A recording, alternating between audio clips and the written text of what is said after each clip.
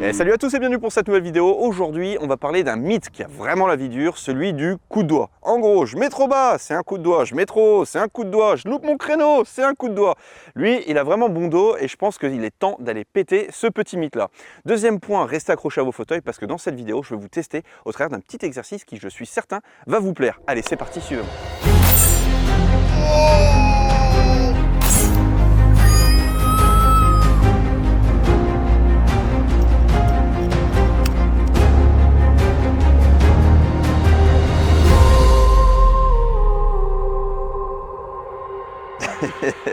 Non, mais sérieux mec, on peut pas faire ça. C'est ce qui marche, mais... Oh non, vas-y, casse-toi. Alors pour débuter, la première question qu'on peut se poser bien évidemment, c'est est-ce que l'action du doigt sur la queue détente est si importante? Alors pour ça, je vous ai mis une feuille de format A4 avec l'équivalent d'un petit point, comme ça, une petite gommette. Et ce que je vais faire, et vous allez regarder ceci, c'est bien mon doigt qui arrache ma queue détente. Donc là, je suis ici, je prends une bonne visée et c'est parti.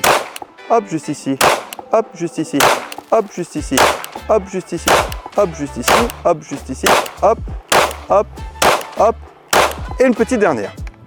Si on peut aller au résultat juste ici, on s'aperçoit finalement que pour quelqu'un qui arrache absolument sa queue de détente à environ 5 mètres, eh ben c'est pas si dégueulasse que ça, bien évidemment. Et maintenant on va s'éloigner, et vous avez vu que la forme A4 c'est la même juste ici, et on va regarder jusqu'à quelle distance on peut faire les imbéciles avec notre queue de détente. C'est parti. Allez, deuxième test, toujours sur une format A4 mais cette fois dans un gong pour qu'on puisse avoir le résultat en cible. On observe et regardez bien ce qui se passe. Le premier il est dedans, le deuxième il est dedans, le troisième il est dedans, quatrième et le cinquième également. Et pourtant j'ai sacrément arraché ma queue de détente. Et ça c'est pas tout parce qu'il y a un autre principe que je voudrais vous mettre tout simplement en exergue, c'est le principe d'action versus réaction. Allez, petit test pour vous. Alors pour illustrer ce principe, c'est assez simple. Je vais avoir mon arme qui est juste ici. Et en fait, finalement, vous allez placer votre doigt juste au-dessus de votre écran. Et dès que vous me voyez faire l'élévation de cette façon-là, eh bien, vous essayez d'appuyer sur votre écran plus rapide que moi. Il m'en faut pour... Alors, qu'est-ce que ça donne juste ici? On s'aperçoit que là, pendant que je donne les consignes, vous êtes en train de m'écouter. Et de cette façon-là, c'est encore une fois la même chose. C'est-à-dire que systématiquement, si je lève de cette façon-là, vous n'avez pas le temps de pouvoir appuyer. Vous voyez juste ici? Et qu'est-ce que ça provoque? Eh bien c'est tout simplement pour vous le stress. Vous essayez d'appuyer plus rapidement que moi et ça ne fonctionne pas. Action est forcément plus rapide que la réaction. Ok? On passe à la suite. Alors vous l'avez vu dans ce principe de action versus réaction, dans des délais aussi courts qu'il est très compliqué bien tout simplement de faire une belle préparation de votre queue de détente. Ça fait sens quand même. Mais dans ce cas de figure précis, j'ai pas dit arracher votre queue de détente à toutes les distances, genre 50 mètres, parce que là ça rentrera plus du tout. Deuxième point important pour vous entraîner à ce type de tir, je vais vous montrer un petit exercice, c'est tout simple. Vous prenez hop une gommette, donc là on va par exemple dessiner juste ici, et le but pour vous, ça va être, et je vous livre le secret, tout simplement dissocier la partie basse de la partie haute de votre main pour éviter bien, tout simplement les tensions dans votre index. Et le deuxième point, vous maintenez vos appareils de visée sur votre cible. Il est là le secret en fait en réalité. Évitez d'avoir trop de tension tout simplement dans la partie haute de votre main, sinon vous allez driver votre arme tout simplement vers le bas. Et bien je vous propose une petite démo, doucement toi, et puis on passe à la suite.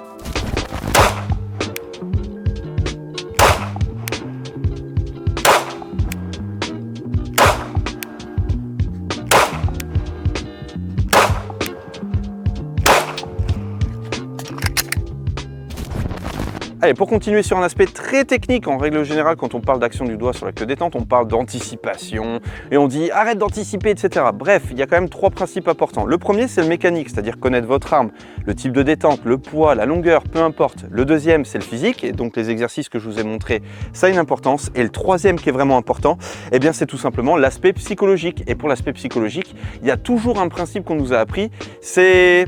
Tiens, est-ce que tu pourrais me filer un coup de main, s'il te plaît? Je vous le montre tout de suite. Regardez bien. J'ai donc juste ici Thomas. Thomas va tendre sa main. Et donc, ça va faire 1, et 2, et 3. Et juste ici, on dit systématiquement, c'est pas bien de faire ça. Alors qu'au contraire, c'est très bien. Alors pour ça, eh bien, je vais vous faire tout simplement appel à un petit schéma pour vous expliquer ça en détail. C'est parti.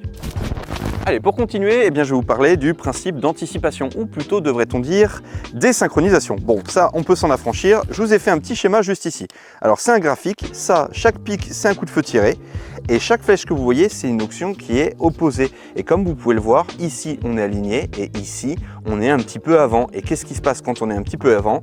Eh bien, tout simplement, on a tendance à descendre son arme et à tirer le coup de feu. Et donc, on se retrouve à tirer un petit peu plus bas. On est désynchronisé. Et c'est là-dessus qu'il va falloir travailler. Donc, de dire que c'est pas bon quand on frappe et que la main descend, eh bien, c'est pas que c'est une bêtise, mais ça, on s'en rapproche un petit peu quand même. Alors pour terminer cette vidéo, je voudrais tout simplement vous dire que là, ce que vous venez de voir, c'est que la partie émergée de l'iceberg. Bien évidemment, on peut aller beaucoup plus loin en détail et pour ça, il y a nos formations en ligne ou en présence. N'hésitez pas, vous avez tous les liens dans la description pour venir nous rejoindre en Suisse. D'ailleurs, vous avez l'application pour vous y inscrire. Vous avez tous les détails pour la location des armes, pour acheter les munitions sur place. Les tarifs sont très attractifs et on est tout le temps là-bas. Donc n'hésitez pas, inscrivez-vous sur l'application et la LSRT, vous ne serez absolument pas déçus. Il ne me reste plus qu'à vous dire à très bientôt pour une prochaine vidéo. Ciao!